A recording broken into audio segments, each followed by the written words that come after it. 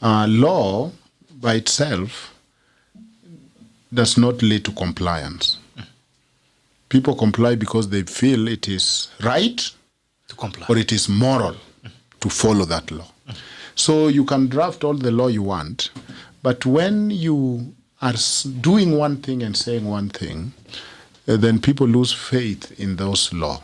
And all along, I teach a course called Social Foundations of Law. Law is based on culture, on custom, on religion, so law by itself cannot force compliance. Law must come, and people must feel, the government is doing the best, let me also do my part. But when a law come and is sprinkled on top of impunity, your donation is gone, and then you tell somebody, now I've drafted law for you, you will have hard time convincing this person that they need to be compliant. And that is the reality. That the giving up, I saw at the beginning, the poor Mama Mboga had water out there. People must wash hands, and she will refuse to sell you if you didn't have a mask. Until she realized, when Atuli kept hosting politicians, when politicians kept moving unabated, she realized this is nonsense. So, Kenyans are known for throwing laws at their problems. But law do not become that magic stick in the hand of Moses to become snake. Law must be enforced by morality. And that morality is because people logically realize this law makes sense.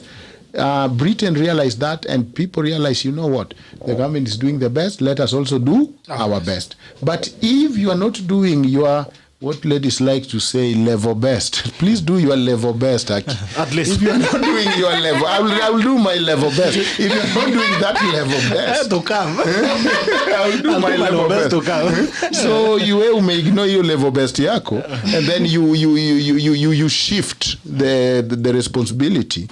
Then it speak to each other. People look at you and say, ini mchezo. Finally, I think that as Kenyans, somehow there is God in this story.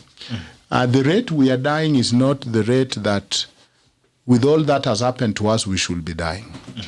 That there is unexplainable cause that God just looked and said, if I don't put my thumb on this thing, these people are gonna. This one's are gonna. This one are gonna.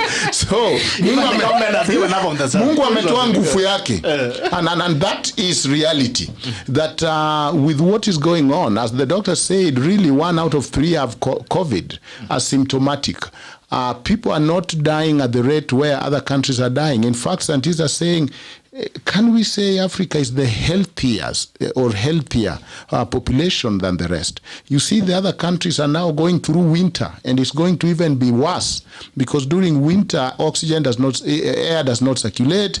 People are put in one room. It is too cold, and that is the flu season. So the true flu season is again coming on top of the COVID for countries like US and Britain. Here it is summer. So God have done us a big favor. I would like to say that as we look at science, let us not think it is our effort or lack of it.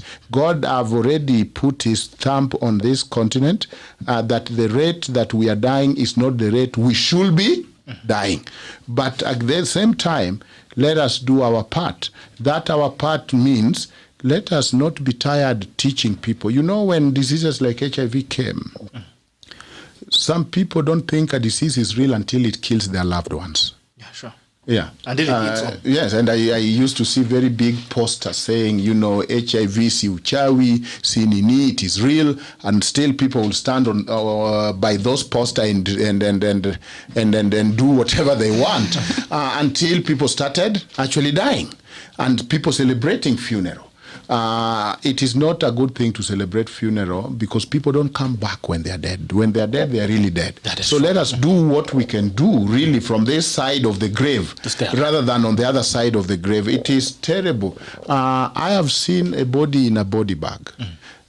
You just have a feeling that what is life?